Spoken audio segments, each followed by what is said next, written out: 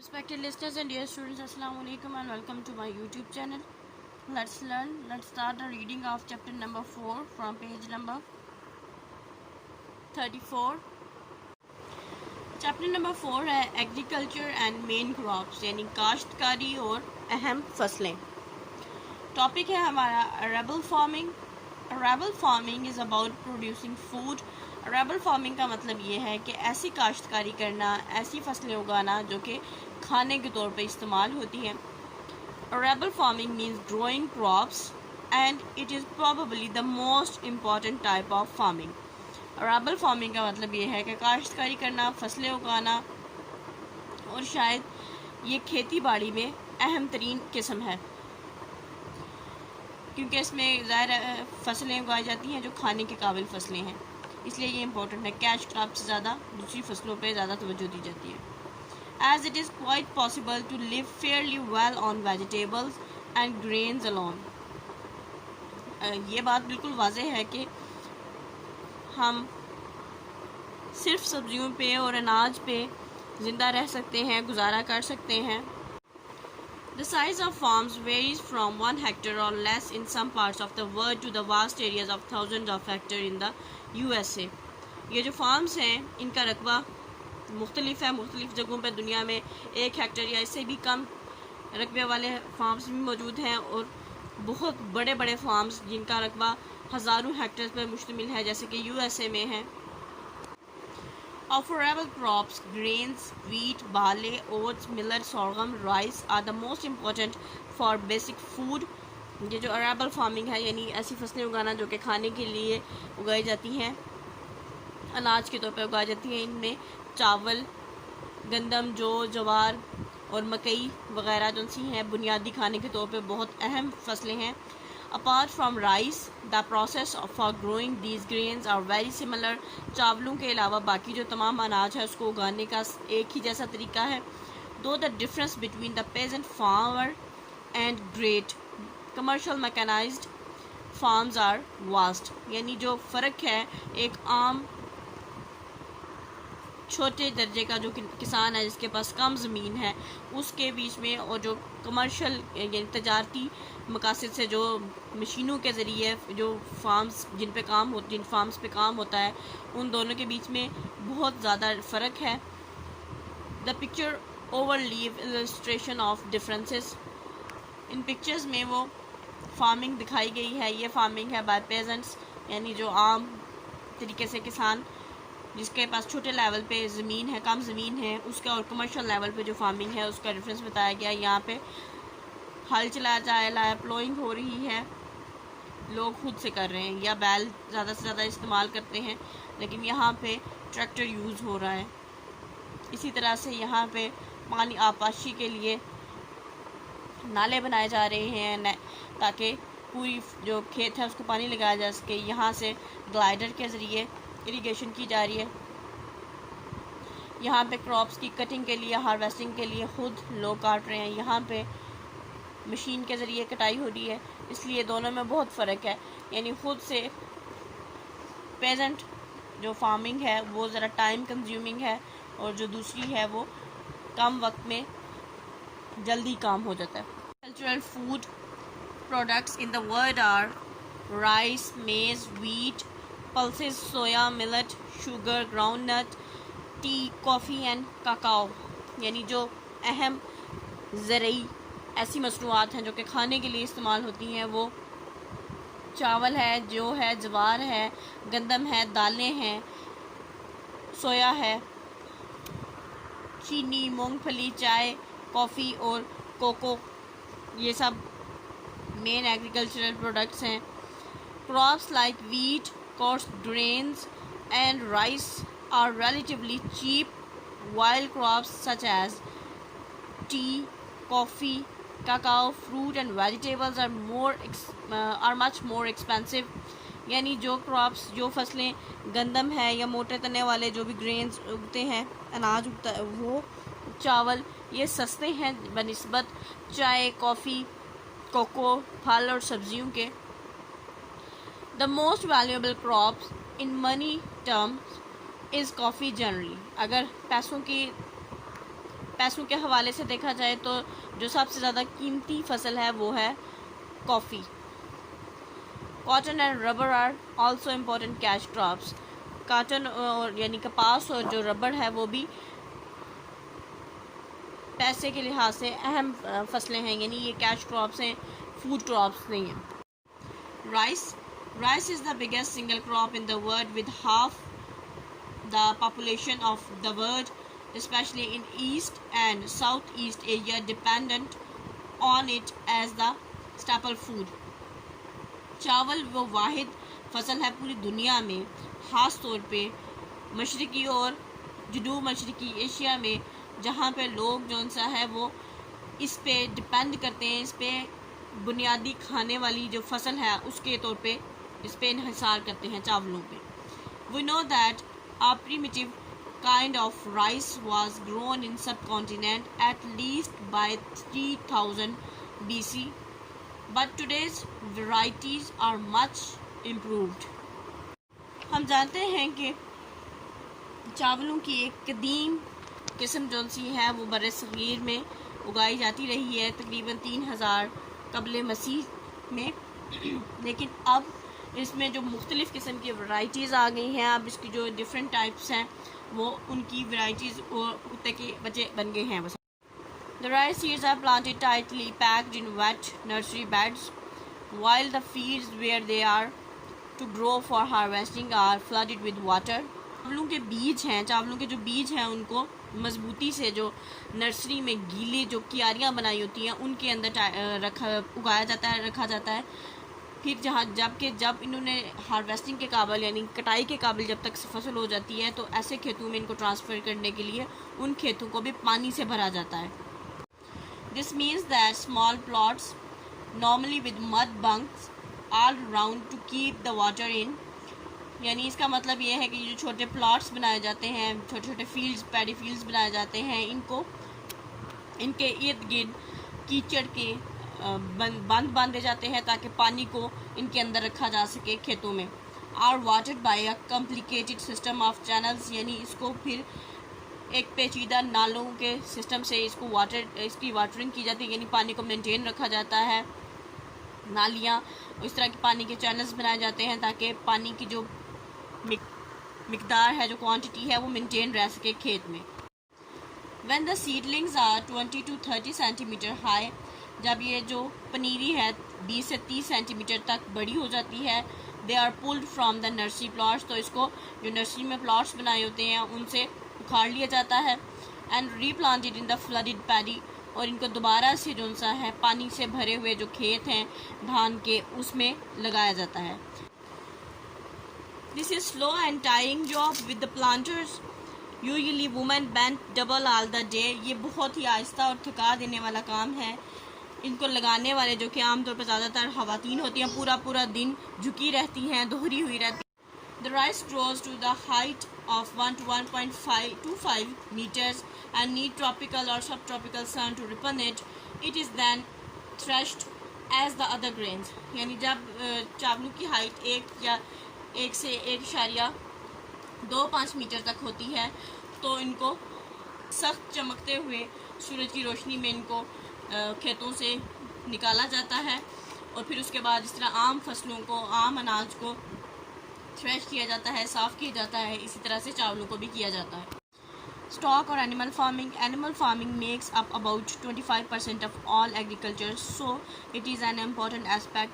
जो जानवरों को पालना पोसना है वो काश्तकारी का, खेती बाड़ी का तकरीबन 25% है, इसलिए ये खेती बाड़ी का अहम जुज़्व है। About 12 to 15,000 years ago, perhaps when hunters caught an animal, sheep or goat, and if they had already caught enough to eat, they took the animal back to their settlement. यानी तकरीबन 12 से 15,000 साल पहले लोग जो शिकारी थे वो खाने के लिए शिकार किया करते थे, तो हो सकता है उन्होंने किसी दिन इतना शिकार कर लिया हो कि वो उनके खाने के लिए काफ़ी हो, तो वो अपने जो जहाँ पे वो रहते थे वहाँ पे वो उन जानवरों को ले आए अपने साथ। They felt that if one day they caught nothing while hunting, they could kill and eat the captured animal. उन्होंने सोचा होगा कि किसी दिन अगर उन्हें शिकार ना मिले तो जो इन्होंने कैद किए हुए जानवर उनको मार के वो खा सकते हैं। Perhaps they captured several but they were still wild। हो सकता है उन्होंने बहुत सारे कैप्चर किए हों, बहुत सारे जानवर जो से कैदी बनाए हों, कैद किए हों, लेकिन उनमें से कुछ जो सा है वो जंगली हों। Then perhaps one of the animals had a baby that grew up with people and was more tame। और शायद ये हो सकता है कि उनमें से किसी जानवर का कोई बच्चा हो जो कि उन लोगों के साथ रहा और उनसे मानूस हो गया और पालतू बन गया हो।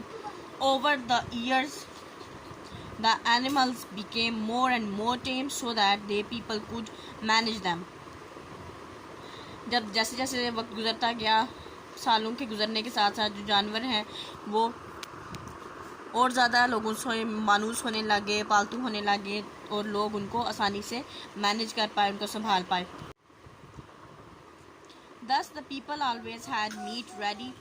If hunting was poor, they had milk from the sheep and goats.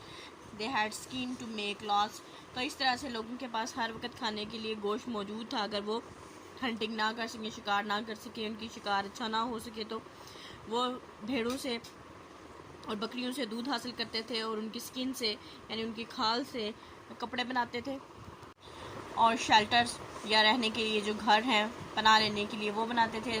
They had bones and horns to make weapons and tools. उनकी हड्डियों और उनके सींगों से डिफरेंट किस्म के आलात और हथियार बनाए जाते थे। Later still they found that the animals particularly the large ones such as oxen could carry much heavier loads than the man could। तो कुछ अर्से बाद उन्होंने ये भी फाइंड आउट किया, उन्हें ये भी पता चला कि ख़ास तौर पे जो बड़े जानवर हैं जैसे कि बैल हो गया वो बहुत ज़्यादा वज़न उठा सकते हैं जितना कि एक आम इंसान नहीं उठा सकता। Even later still the animals are fastened to skids, two long poles on which ever heavier loads could be carried all।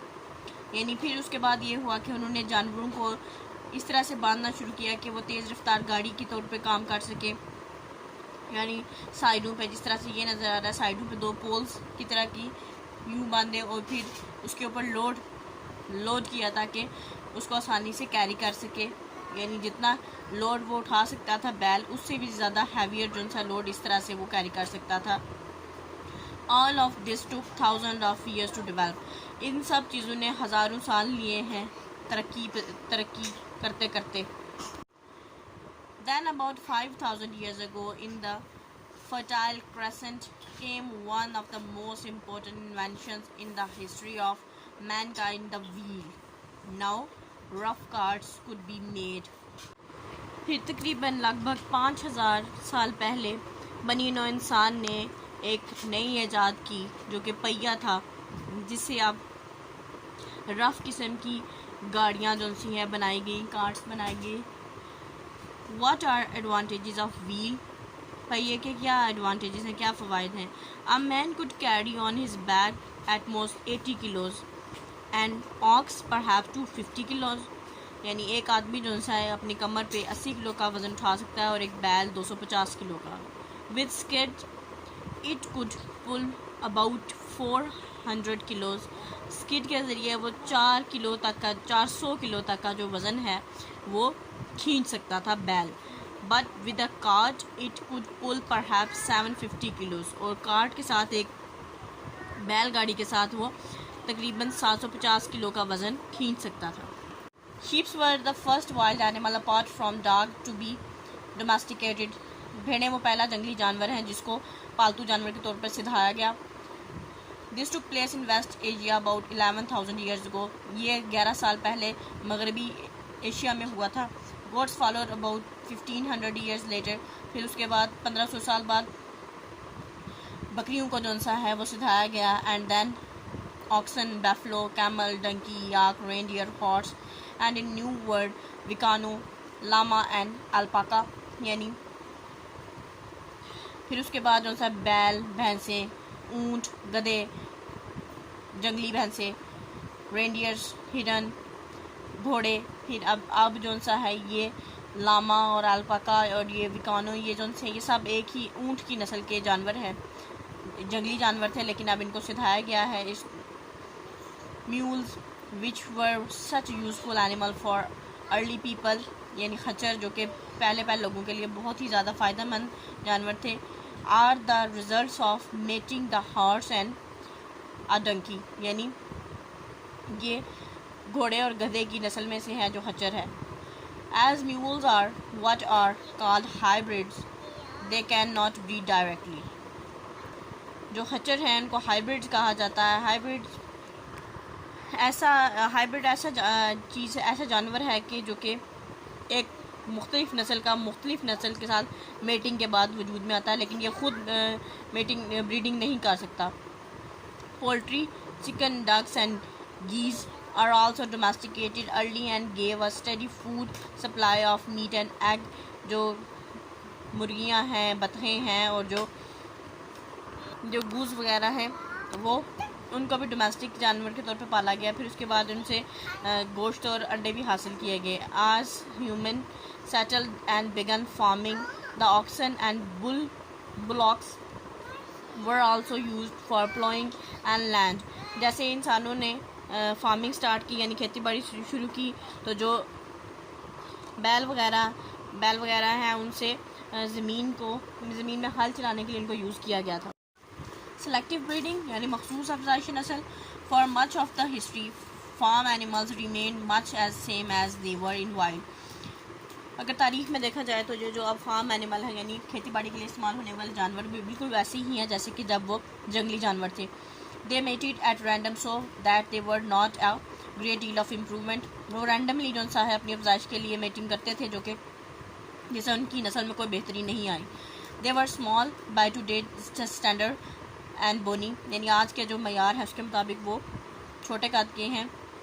Most of them were needed mainly for working, pulling carts and plows। ज़्यादातर की ज़रूरत काम के लिए थी ताकि वो जो गाड़ियाँ हैं, बैलगाड़ियाँ या जिस तरह की छकड़े होते हैं, उनको खींच सकें या हल चला सकें। So that they needed to have strong muscles and bones, तो इसके लिए उन्हें मजबूत हड्डियाँ और मसल्स चाहिए थे। In about 1700 in UK there took place what we call the farming revolution. 1700 में बरतानिया में ऐसा हुआ जिसे हम खेती बाड़ी में इनकलाब कहते हैं। And were great changes in crops and animals, और फसलों में और जानवरों में बहुत बड़ी तब्दीलियाँ आई। Some rich farmers travelled around the country buying the largest, fastest and best animal they could find. कुछ जो अमीर किसान थे वो पूरी मुल्क में घूमे ताकि वो बड़ा, तेज़ और सबसे बेहतरीन जानवर ढूंढ सकें। They breed these in the hope that the offspring would be larger and better. इस उम्मीद पे कि इससे जो भी जो ऑफस्प्रिंग कहते हैं किसी भी जानवर के बच्चे, जो भी बच्चे होंगे वो बड़े और बेहतर होंगे। Most farmers keep some animals and poultry, but in some parts of the world livestock is the most important kind of farming. कुछ किसान जो ज़्यादातर किसान जो सा है वो मुर्गियाँ वगैरह या छोटे जानवर पालते हैं, लेकिन जो मवेशी पालना है वो खेती बाड़ी का अहम जुज़्व है। Cattle are generally the most important farm animal. ज़्यादातर ये जो बड़े जानवर हैं, यानी जिन्हें मवेशी हैं, ज़्यादातर ये फार्म एनिमल के तौर पे यूज़ किए जाते हैं, यानी इनको खेती बाड़ी के लिए पाला जाता है। And are found in most climates from the tropics to the near Arctic region, यानी हर किस्म के क्लाइमेट में, हर किस्म की आबो हवा में मिलते हैं, ठंडे से लेकर गर्म से लेकर ठंडे हर किस्म के रीजन में। Included in cattle are cows, buffaloes, oxen and yaks. इन मवेशियों में गाय, भैंसें, बैल और बड़े जो सी याक भैंसे होते हैं वो भी शामिल हैं। The main uses of cattle are for meat, beef, milk and dairy products, यानी ज़्यादातर ये जो मवेशी हैं गोश्त के लिए, दूध के लिए और जो दूध की बनी मसनूआत हैं उनके लिए इस्तेमाल किया जाता है। And for pulling carts and ploughs, और गाड़ियाँ या हल वगैरह चलाने के लिए। Although there are many millions of cattles use for farm jobs especially in Asia and Africa, they are slowly being replaced as the already have been in the west by tractors and other machinery. ये जो farm animal हैं, खासतौर पे जो बैल और भैंसे वगैरह थे, ये इनसे जो सा है खेती बाड़ी करवाई जाती थी, लेकिन अब ये रिप्लेस होना शुरू हो गया, यानी इनका काम अब ट्रैक्टर्स ने और दूसरी मशीनरी ने करना शुरू कर दिया। Cattles are now breed for their main purpose meat, milk और वर्क, दो scientist are trying to cross breed so that they are good for the both meat and milk. आज जो मवेशी पाले जा रहे हैं वो ज़्यादातर गोश्त के लिए और दूध के लिए पाए जा रहे हैं, और या कुछ काम काज के लिए। साइंसदान ये कोशिश कर रहे हैं कि इनकी ब्रीडिंग, क्रॉस ब्रीडिंग यानी अच्छी नस्ल के साथ इनकी ब्रीडिंग कराई जाए, ताकि जो इनके ऑफस्प्रिंग और बेबीज होंगे वो बेटर हो और बेहतर दूध और बेहतर गोश्त हासिल हो सके।